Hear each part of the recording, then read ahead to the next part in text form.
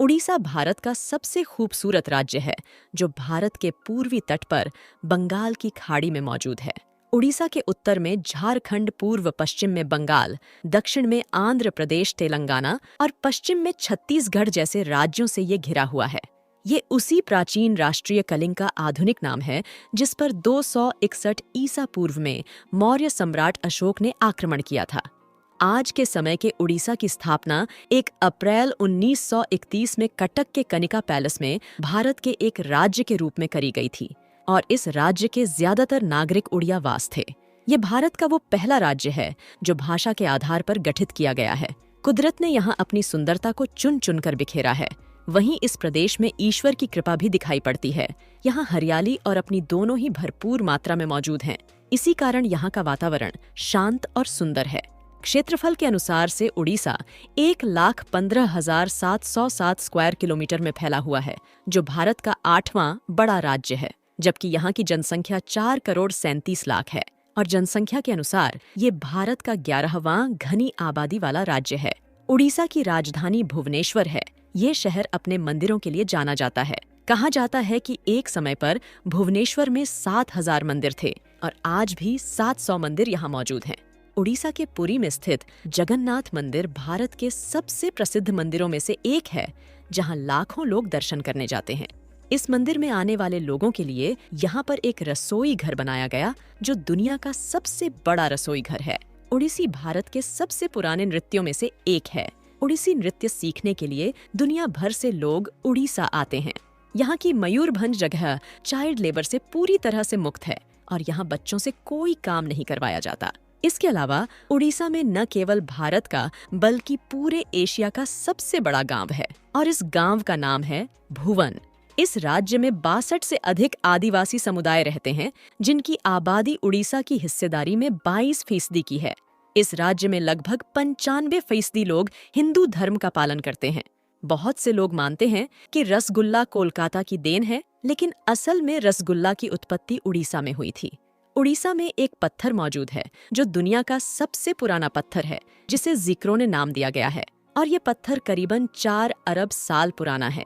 इस पत्थर को 2008 में उड़ीसा में निकाला गया था और इसी वजह से भारत आज भूविज्ञान अनुसंधान के क्षेत्र में सबसे आगे है।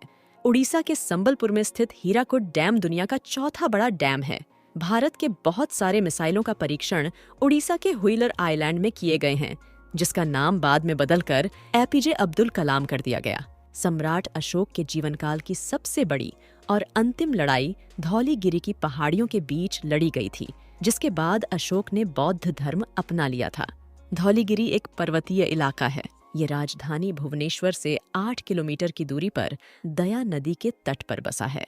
यहाँ आप अशोक द्वारा बनवाए गए शिलालेख मूर्तियों को देख सकते हैं।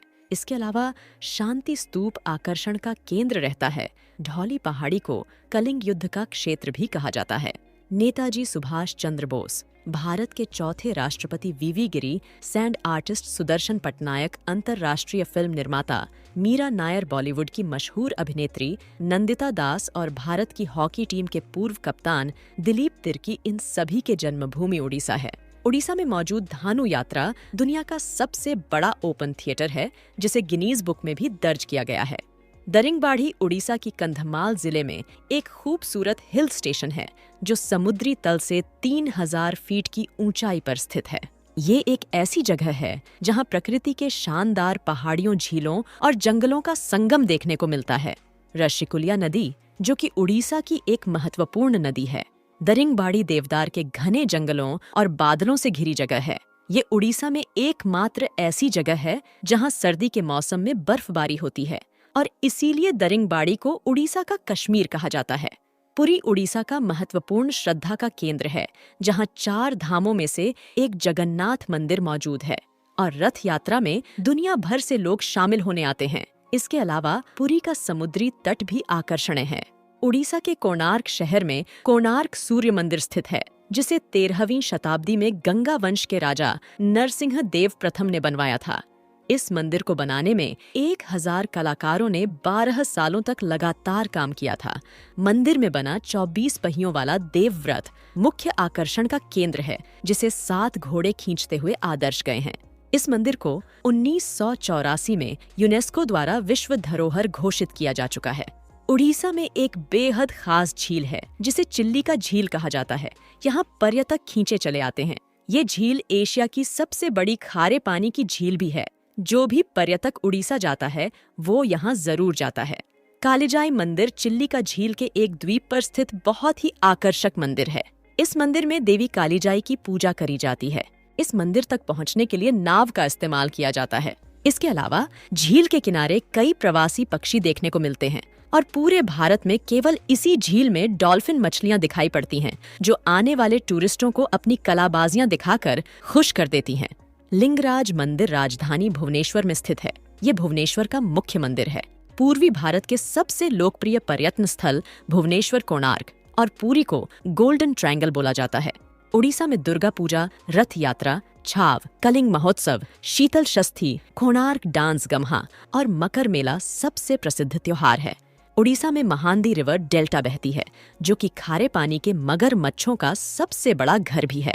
इस नदी में खारे पानी में रहने वाले मगरमच्छों की संख्या दुनिया में सबसे ज्यादा है। इसके अलावा भीतर कनिका नेशनल पार्क भी है, जहाँ एक खास म्यूजियम मौजूद है।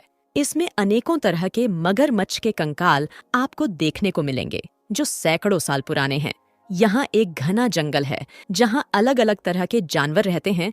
अनेकों प्रकार के फूल देखने को मिलते हैं।